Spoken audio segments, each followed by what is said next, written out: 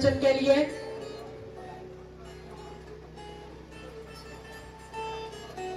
ये वो रोटी है जो स्वर्ग से हमारे लिए उतरी है। जब ये तोड़ी जाती और बांटी जाती कलीसिया में, तो ये हमारी जिंदगी को बेहतर करती है। ये हमारे हालात को बदल देती है और ये हमें जीना सिखाती है।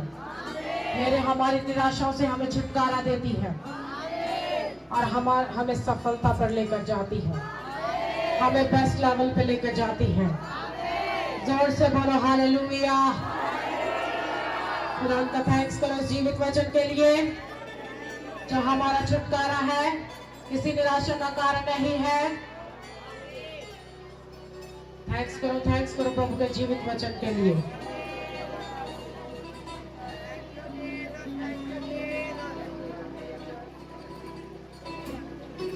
सभी बैठ जाओ अपनी जगह पर।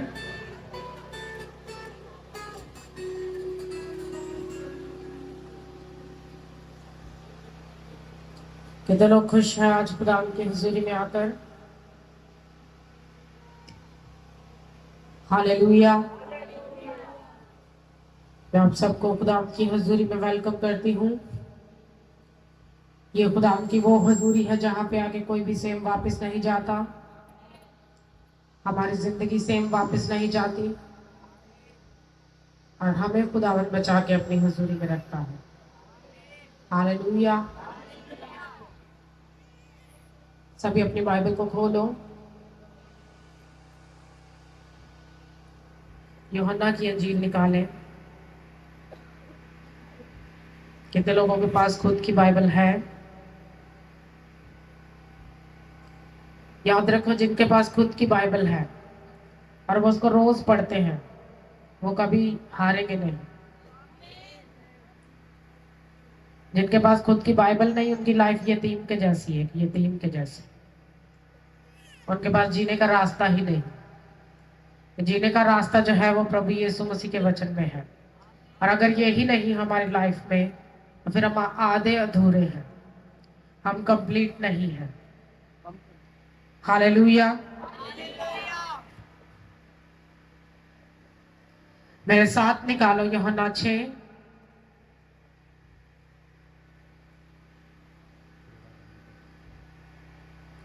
मैं इसकी 25 आयत से पढ़ूंगी, सभी अपनी बाइबल पर देखें।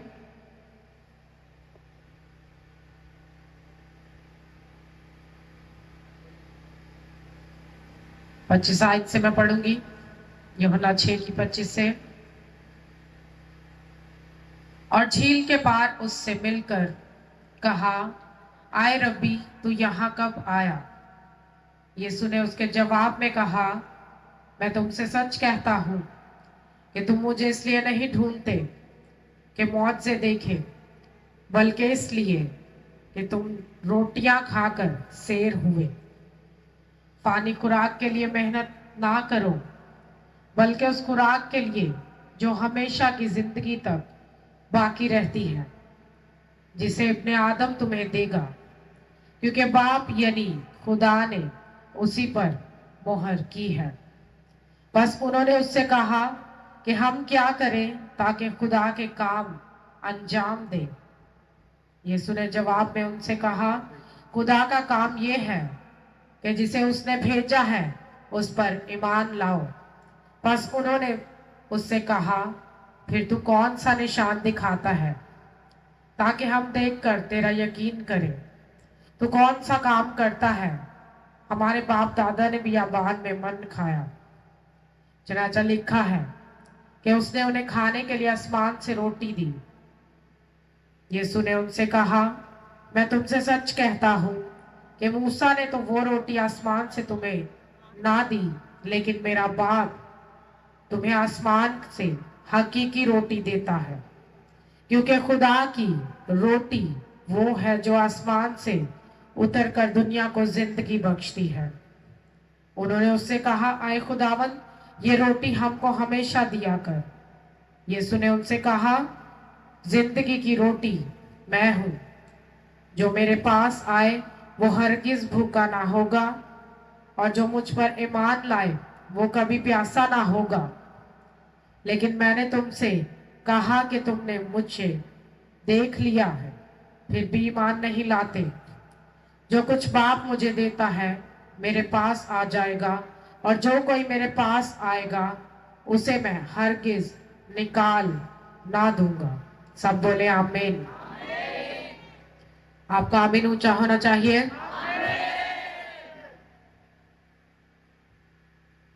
बाइबल कहती प्रभु यीशु मसीह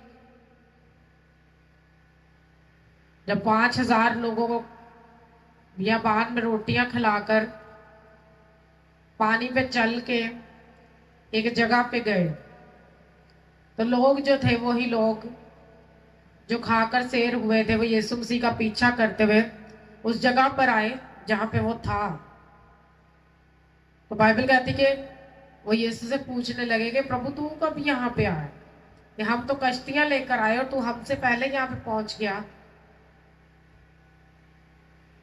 और आपको मालूम है कि लास्ट नाइट, इससे पहले कि प्रभु उस जगह पर आता, उसे पहले काम किया प्रभु ने।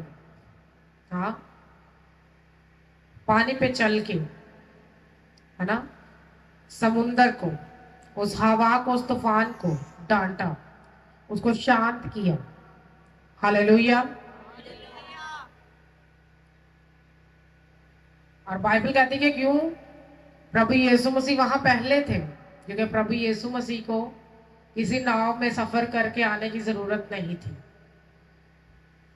वो जहां जीवन की रोटी थी, प्रभु वहां पे पहले से ही थे। जहां जहां मानोगे आज चर्चेस लगी, हाँ, और प्रभु यीशु मसीह, हमारा पूरा विश्वास है कि हमारे बीच में है। हालेलुया। तो हमें जरूरत है आने की, कैसा ही है, हमें जरूरत थी आने की। क्या लेने को? उस जीवन की रोटी को। तो जो जीवन की रोटी है वो पहले से ही मौजूद है, वो प्रभु यीशु मसीह। इससे पहले कि लोग वहां जाते, प्रभु को ढूंढते, प्रभु वहां पे थे। और बाइबल कहती कि शगेत भी प्रभु से पूछने लगे, ढूंढने लगे लोग के उसने जो मौजे दिखाए, प्रभु को ढूंढते, उसके साथ साथ रहते।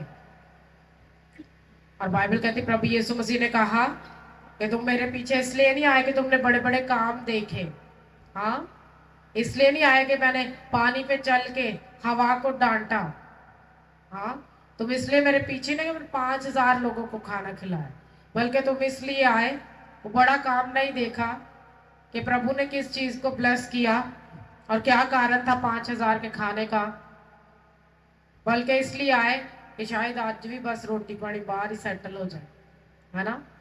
बस इसलिए आए कि हमें खाने को मिलता तो कहीं भी प्रभु यीशु मसीह मिल जाए वहीं पहुंच जाएंगे, जैसा आज के लोगों का भी हाल है। तो बाइबल कहती प्रभु यीशु मसीह ने कहा कि वो काम जो स्वर्ग से तुम्हें दिया गया आदमियों के करने के लिए, उसको तुम्हें करना है। और उसको करना कैसे?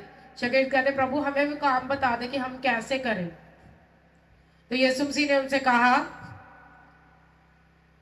कि जब तुम उस काम को करना चाहोगे तो फिर तुम्हें जीवन की रोटी चाहिए खाने के लिए। हालेलुया।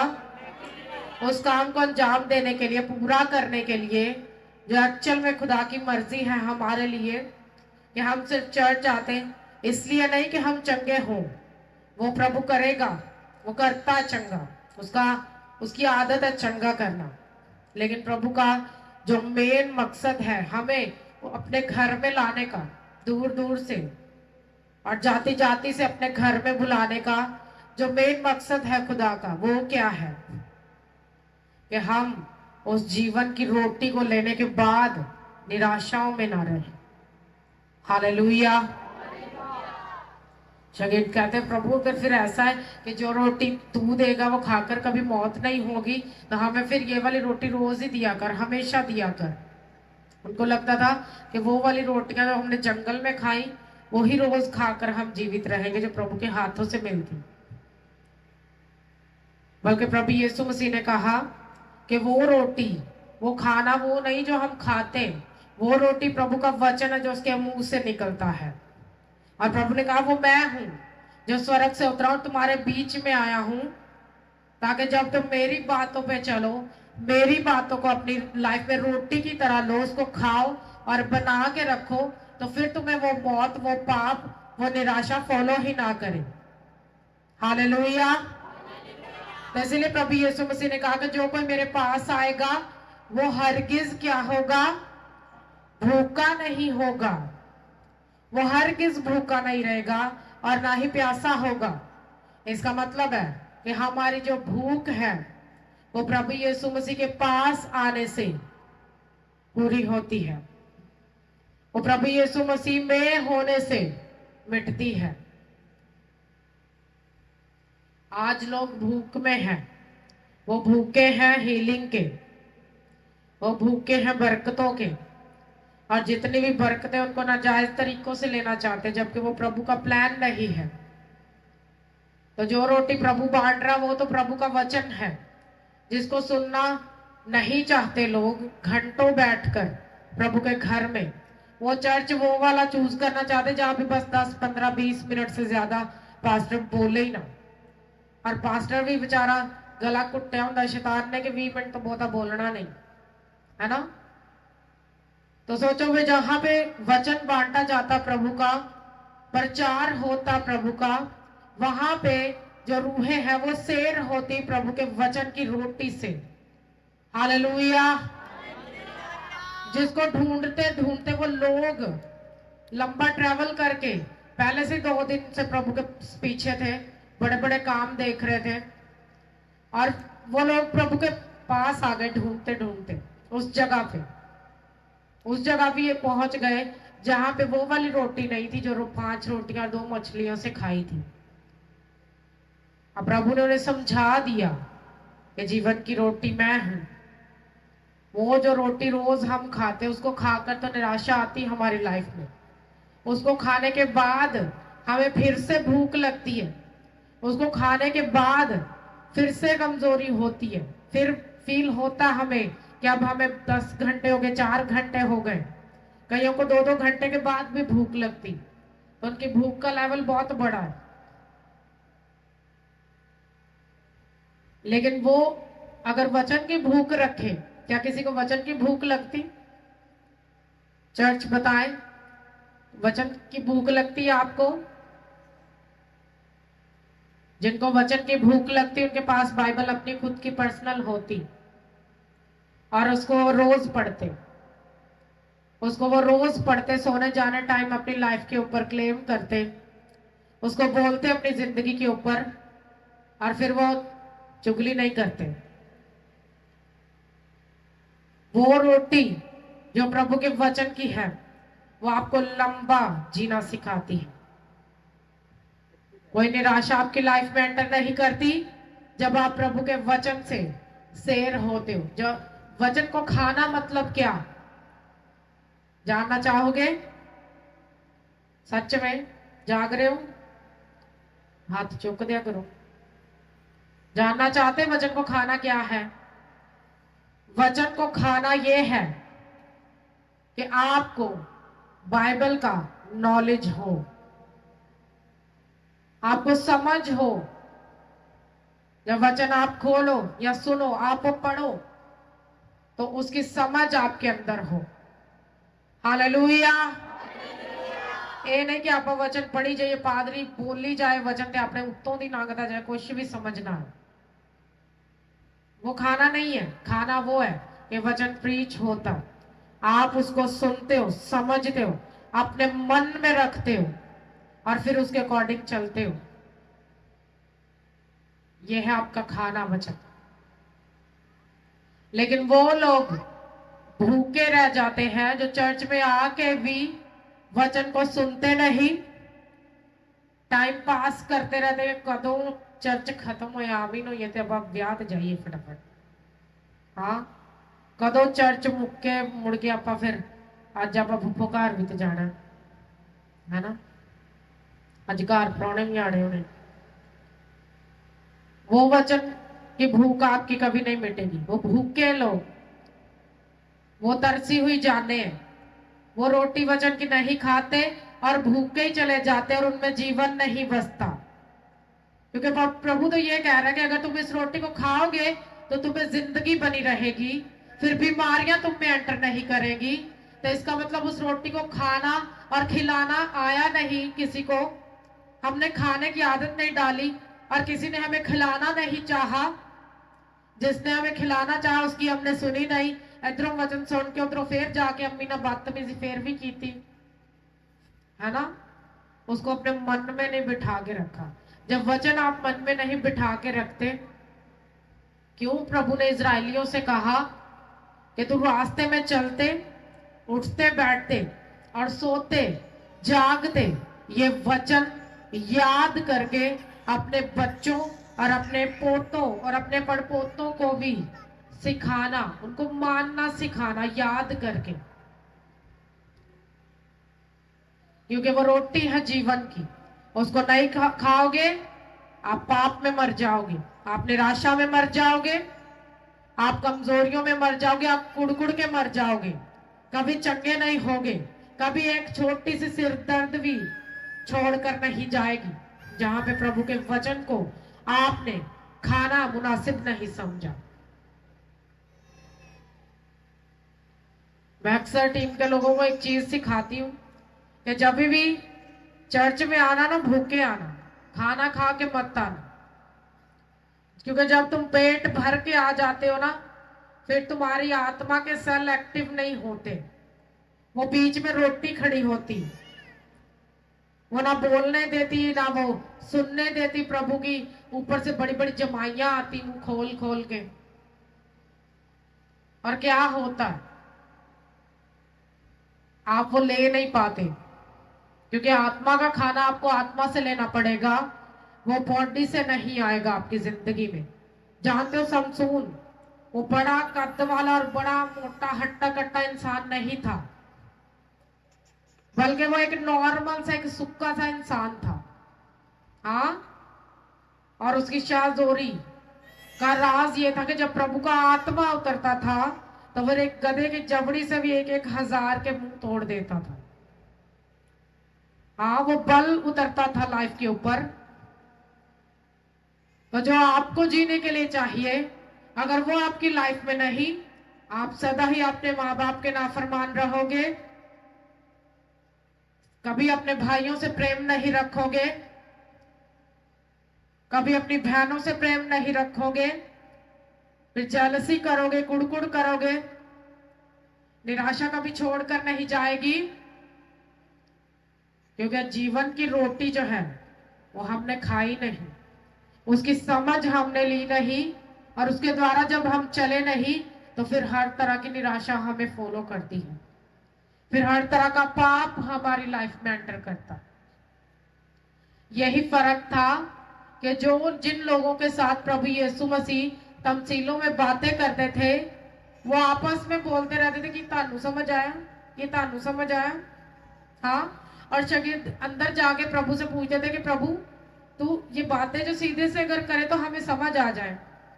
तो यीशु मसीह ने कहा, मैं तुम्हारे साथ इसलिए करता हूं क्योंकि तुम्हें इनकी समझ दी गई है, उनको समझ नहीं दी गई, उनके साथ इसलिए करता हूं कि कहीं वो भी मन फिर आकर अपने पाप से बाहर ना आ जाए। प्रभु का हर वचन हर एक के लिए नहीं है, वो बाइबल में लिखे सारे वचन आपके लिए नहीं है। हाँ, कई बार लोग टोटके की तरह बाइबल को लेते हैं। हाँ, उनको बाइबल पढ़ने की उस तरह से आदत नहीं होती जैसे प्रभु का आत्मा बोले, वो जिथों खोल दी उत्थों ही पढ़न लग पे। ते अगे लिखा होता है कि जाके यहूदा इसकरियोती ने फांसी ले ली, तो फिर इसका मतलब तुसी भी ले लियो। हाँ, क्योंकि वचन जो है वो टूणों की तरह नहीं हमारी जिंदगी में काम करता। आपको उसको मन लगा के, पूरी आत्मा से मन लगा के और विश्वास के साथ अपनी जिंदगी में उसको लेना पड़ता और उसके अकॉर्डिंग चलना पड़ता। और जब भी संडे है तो संडे क्या है हमारे लिए? पवित्र है। संडे क्या है?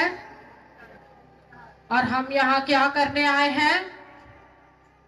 क्या करने आए? घट्टी लोग का पता है ना? अपगीकरण आए, ऊंची बोले,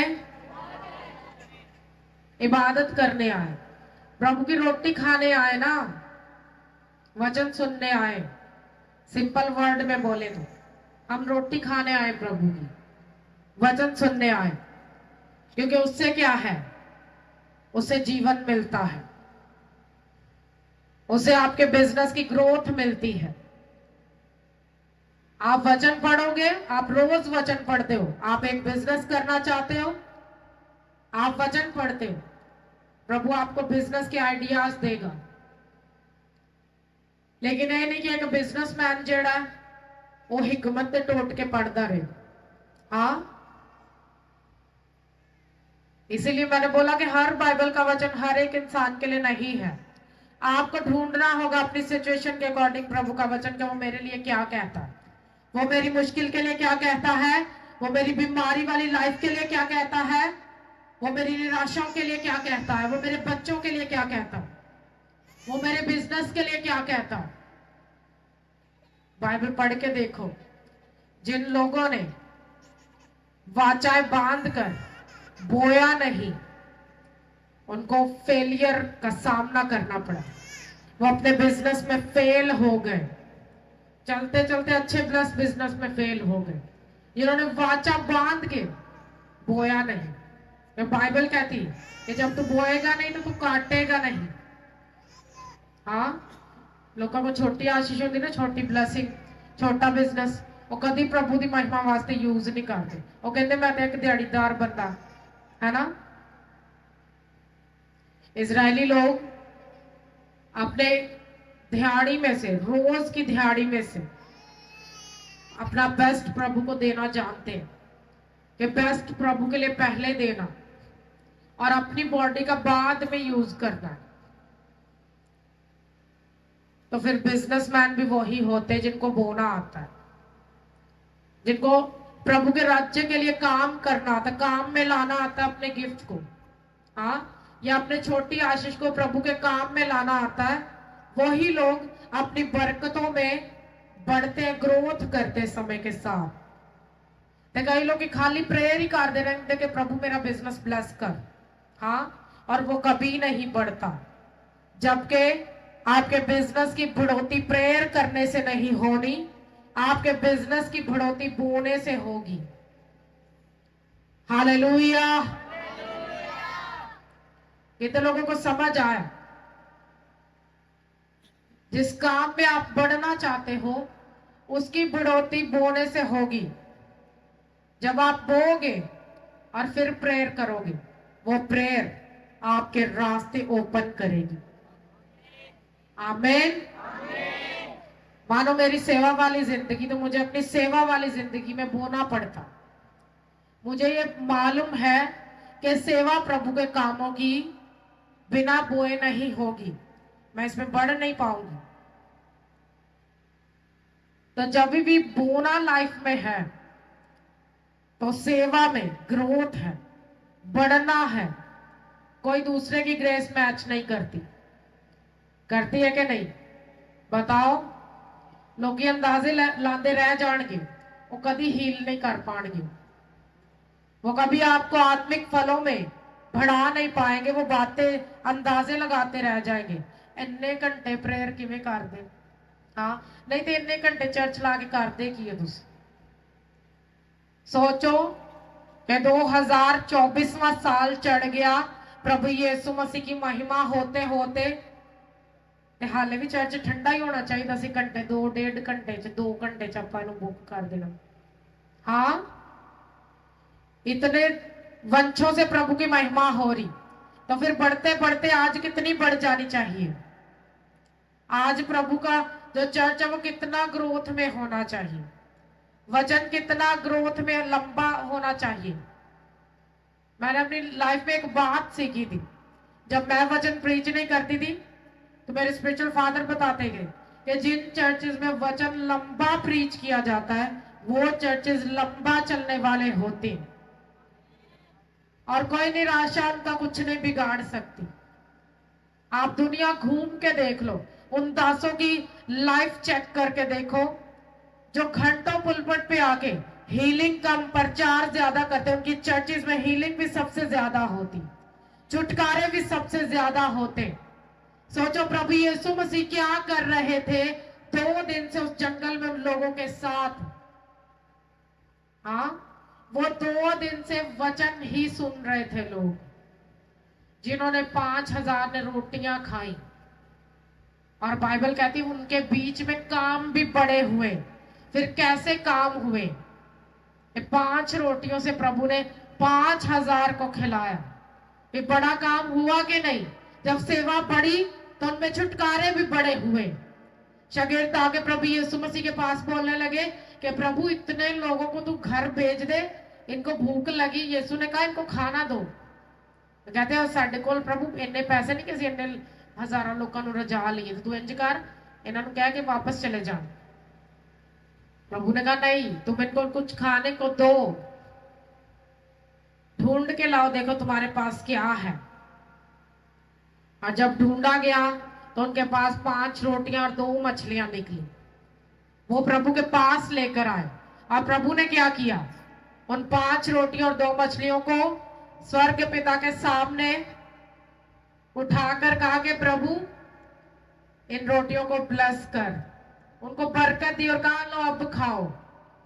और जब वो 5 रोटियां खाने लगे तो मानो कि अगर 5,000 वहां बंदे थे तो 10,000 औरतें भी थी वहां पे। हाँ, 5,000 बीच में बच्चे भी थे। तो वो लिखे जो रिकॉर्डेड है बाइबल में 5,000, वो एक्चुअल में 20,000 लोग हैं जो अपनी फैमिलीज के साथ आए थे। तो सोचो फिर 5 रोटियों से 20,000 जो लोगों को खिलाना है, ऐसा पॉसिबल है क्या? बताओ, क्या पॉसिबल है?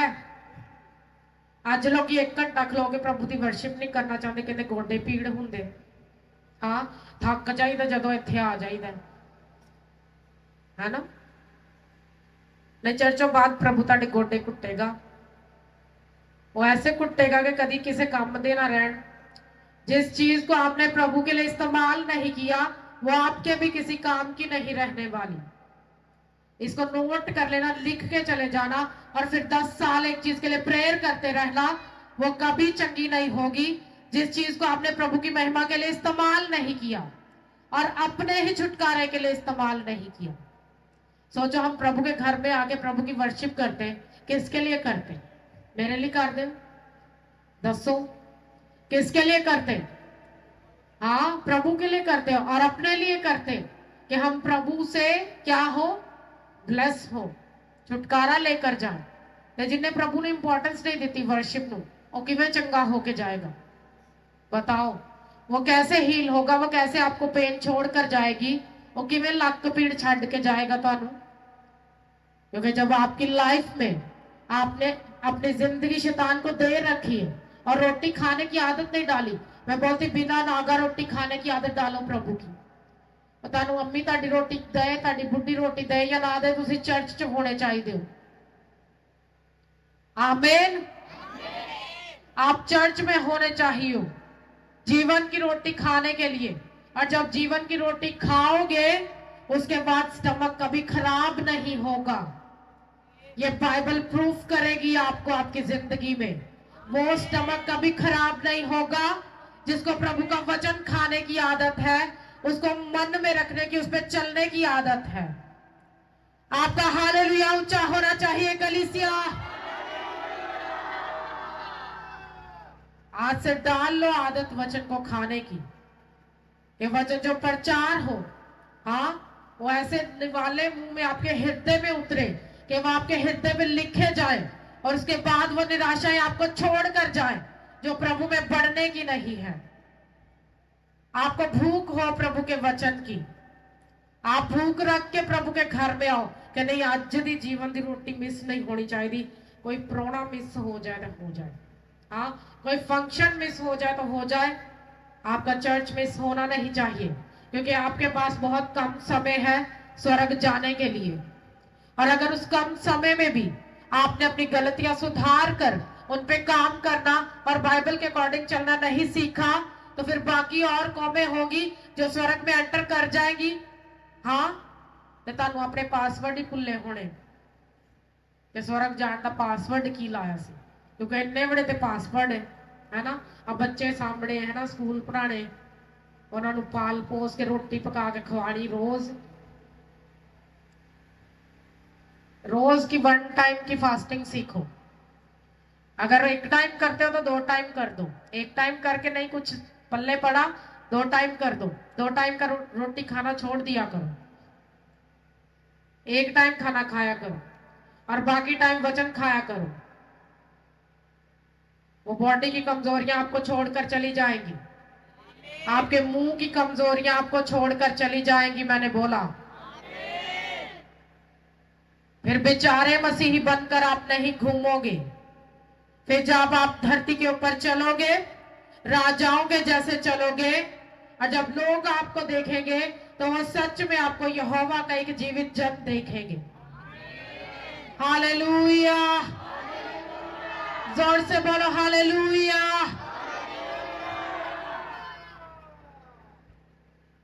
तो जो वो लोग जो नशा नहीं छोड़ पाते है ना, गंदी बातें चुगलियां नहीं छोड़ पाते, फास्टिंग बेस्ट है आपके लिए, करो। 1 टाइम की रोटी छोड़ के नहीं छूट रही गंदी बातें, 2 टाइम की छोड़ दो। अगर फिर भी ना छूटे तो फुल टाइम कर लो, 2-4 दिन प्रैक्टिस करो, वो चीजें छोड़कर चली जाएंगी। हाँ, फिर जो आप वचन सुनोगे आपके कानों में जाएगा, आपके हृदय में उतरेगा और वो आपको मजबूत करेगा। हालेलुया।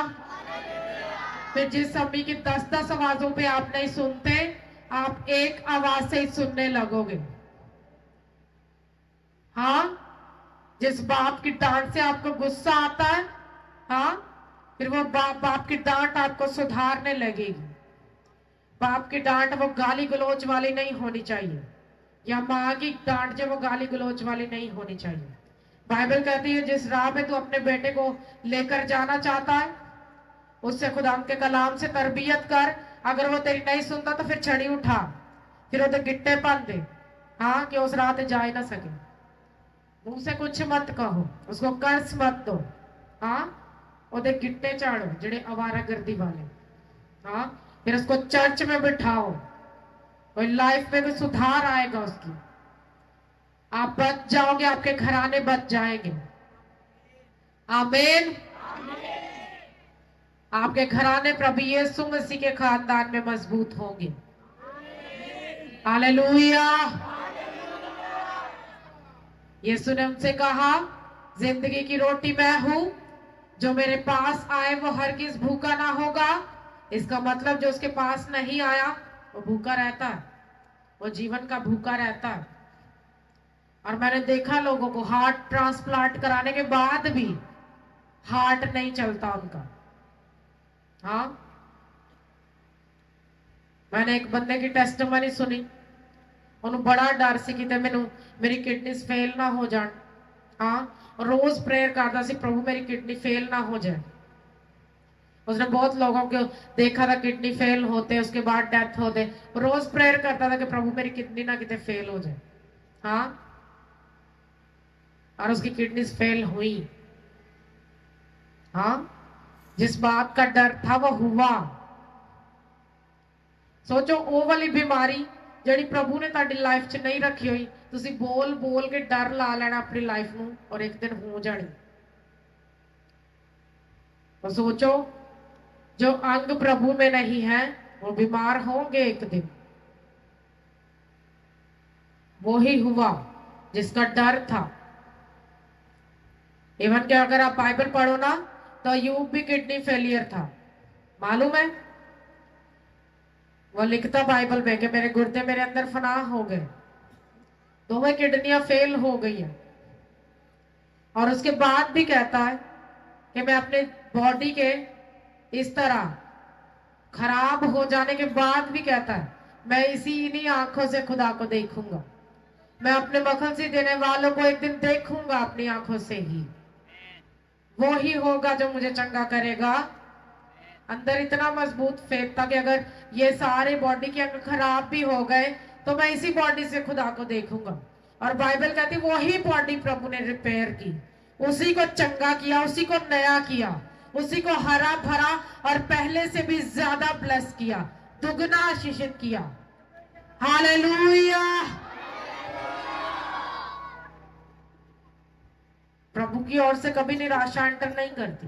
प्रभु की ओर से परीक्षा जरूर होती, एग्जामिनर जरूर होता, वो हमारा इम्तिहान जरूर करता है, लेकिन वो निराशा में नहीं हमें रहने देता। अगर वो बीमारी हमारी निराशा बन गई तो वो प्रभु ने नहीं भेजी, हमने उसको खुद बनाया हुआ। तो जिस बीमारी को आपने खुद अपनी लाइफ में बना के रखा, वो कोई प्रभु उसको चंगा नहीं कर सकता।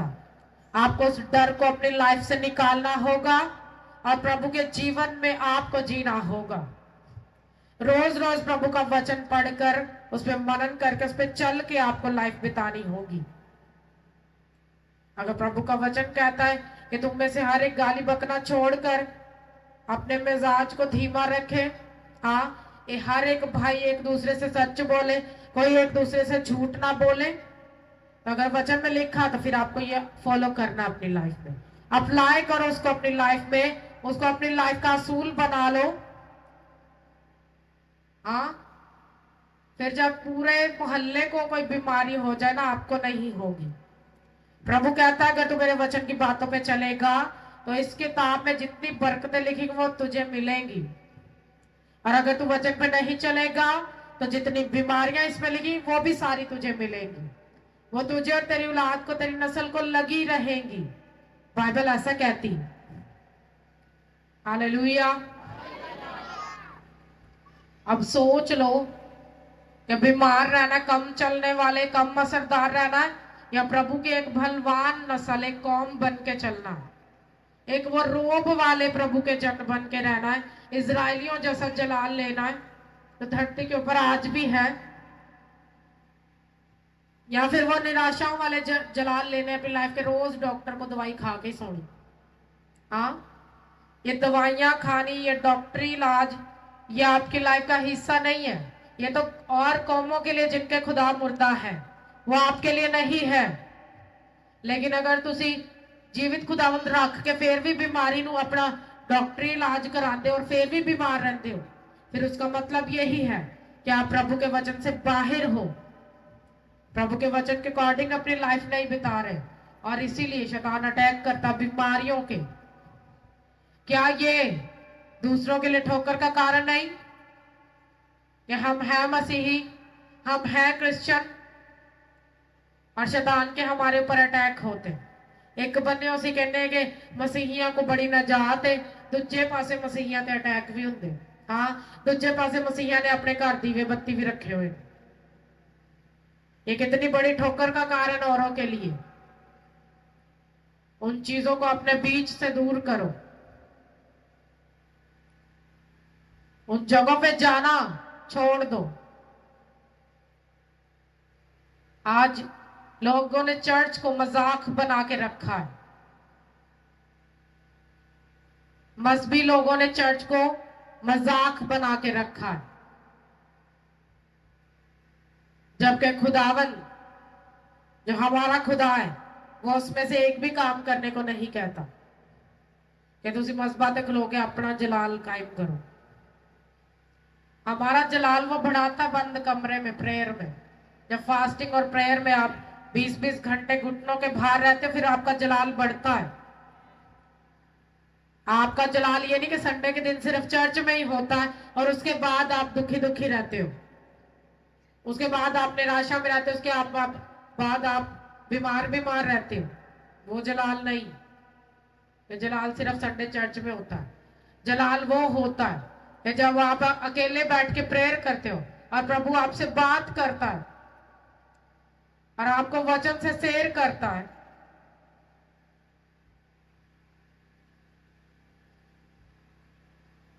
याद, मैं कभी कभी इतना वंडर होती हूँ प्रभु की प्रेजेंस में आगे कि जो चीजें मैंने रेडी की होती हैं संडे के लिए, वचन पढ़ के रखे होते, प्रभु पुलपट पे आते कभी बोलता नहीं, ये नहीं, आज ये प्रचार करना है। हाँ, मुझे पता चलता है कि प्रभु मेरे साथ ही आया, मैं कल नहीं आई, मुंह चुप के आ गई, मुझे पता होता। और हर बार मुझे हंसी आती है, मैं प्रभु को कहती, प्रभु तेरा थैंक्स। ਇਹ नहीं कि सुन के हाँ प्रभु ने कहता आ वाला खोलना हुण की करांगे, उत्थे की लिखा होया। हाँ, और प्रभु एक जस्ट एक साइन देता। हाँ, जस्ट एक साइन देता हर बार, हर बार, एक बार नहीं। और मैं प्रभु को कहती हूँ कि प्रभु जब मैं तेरे भवन में जाऊं तो मैं अकेली ना जाऊं, तू मेरे साथ जा, तू मेरे संग संग जाना। तो जिसके काम करने आए अगर वो कहीं रास्ते में छूट गया, वो कहीं पीछे ही रह गया और हम चर्च आ गए, तो फिर आना हमारा फजूल हो जाएगा अगर प्रभु साथ नहीं आएगा तो। जैसे वो वाले लोग संडे चर्च मिस करके, हाँ सीजन चल रहा जी झोने का, है ना, उन्होंने झोना वढ़ लैन दो जरा, उस तो बाद लक पीड़ मैं तुहानू कह दांगी लिख के 6 महीने नहीं जाना, और उसके लिए कोई चर्च में दुआ प्रार्थना नहीं होगी, उस लक पीड़ के लिए जो संडे मिस करके आपने ली है। क्योंकि उन चीजों का कोई इलाज नहीं आपकी लाइफ में जहां आपने प्रभु को धोखा देके वो चीजें कमाई हैं। संडे प्रभु का है, वो प्रभु को दो। इसलिए बाइबल कहती, प्रभु ने कहा वो सिक्का मुझे दो, इसके ऊपर तस्वीर किसकी, वो बोले कैसर की, तो प्रभु ने कहा फिर ये उसी को दे दो, जो प्रभु का है वो प्रभु को दो। और लोग संडे चर्च आना इंपॉर्टेंट नहीं समझते, उन्होंने दिहाड़ी लान जाना होंगे। हाँ, संडे को ज्यादा काम होंगे। और उन लोगों की लाइफ चेक कर लो, जो संडे दिहाड़ी नहीं ना तोड़ते, वो बाकी 6 दिन विले ही रहते। हाँ, फिर बाकी 6 दिन उनकी ब्लेसिंग शैतान खाता है, वो आपको बढ़ने नहीं देगा कभी, क्योंकि आपने बेस्ट हिस्सा प्रभु का खाया, वो शैतान को दे दिया। और जो 6 दिन आपने खाना था और कमाना था, वो शैतान खाएगा वेला रख के। फिर अगले 6 महीने क्या करेंगे? हाँ, फिर तब क्या करेंगे? हम अपनी बॉडी की रोटी खाने के लिए कितना जमा करते, कितना जोड़ते। हाँ, भूखे रह के भी मेहनत करते, तब हम थकते नहीं, और प्रभु में हम थक जाते, आधे पौने घंटे में ही हम थक जाते। तो मैं अपने अंदर हड्डियां लोहे दियां नहीं पाइया, हाँ, जड़ियां थक दियां नहीं। अपनी लाइफ में मस्सा ले लो, जीवन दान करने वाली रूह ले लो, आप कभी दुखी नहीं रहोगे, कभी बीमार नहीं रहोगे, कभी थकोगे नहीं, आप लंबा जीने वाले बन जाओगे। आमीन। आप लंबा चल पाओगे और आप अपनी मजबूरियों से ऊंचा उठ पाओगे। हालेलुया। वो मजबूरी वाली लाइफ नहीं रहेगी, फिर मसीही मजबूरी में नहीं रहेंगे, बल्कि वो खुदावंत के पवित्र बेटे और पवित्र बेटियां होंगे। कब तक हम खुदावंत को धोखे में रखेंगे? कब तक हम निराशा में रहेंगे? कब तक हम बीमार रहेंगे? कब तक हम स्ट्रेस में रहेंगे? या कब तक गरीब रहेंगे? सोचो 50 साल हो गए सन धरती ते आए, ते इन्हां 50 सालों विच भी असीं हजे तक रूटीन नहीं सही की संडे चर्च जाने की। हाँ, मैं प्रभु का थैंक्स करती हूँ, जब से चर्च यहाँ पे आया लोगों को आदत पड़ गई कम से कम चर्च जाने की, जहां भी जाते हैं। हाँ, लेकिन ਉਹਦਾ मतलब ਇਹ नहीं कि ਤੁਹਾਨੂੰ ਇੰਨੀ प्रभु ने खुल देती कि ਹੁਣ ਤੁਸੀਂ चर्च आन लगे तो नाल नाल ਤੁਸੀਂ संडे दिन दिहाड़ी लाने भी चले जाओ, है ना। बाकी दिन है आपके पास काम करने के लिए, लेकिन संडे पवित्र है प्रभु के लिए। सोचो वो लोग जो इतने 2 दिनों से 3 दिन से प्रभु के पीछे थे, कोई काम नहीं सी उन्होंने, है ना। वो अपनी फैमिलीज के साथ, अपने बच्चों के भी साथ, सभी उस बियाबान में प्रभु के पीछे थे वचन सुनने के लिए। और प्रभु की मिनिस्ट्री ऐसी नहीं थी कि हर संडे के संडे एक ही जगह चर्च लगता है, रोज बाइबल कहती, रोज एक बड़ी भीड़ होती प्रभु के पीछे। और हर बार जगह एक नहीं होती, कभी गांवों में, कभी शहरों में, हाँ, कभी किसी जगह उधार के चश्मे बह रहे होते और लोग वहां पे बड़ी भीड़ के समान हो जाते।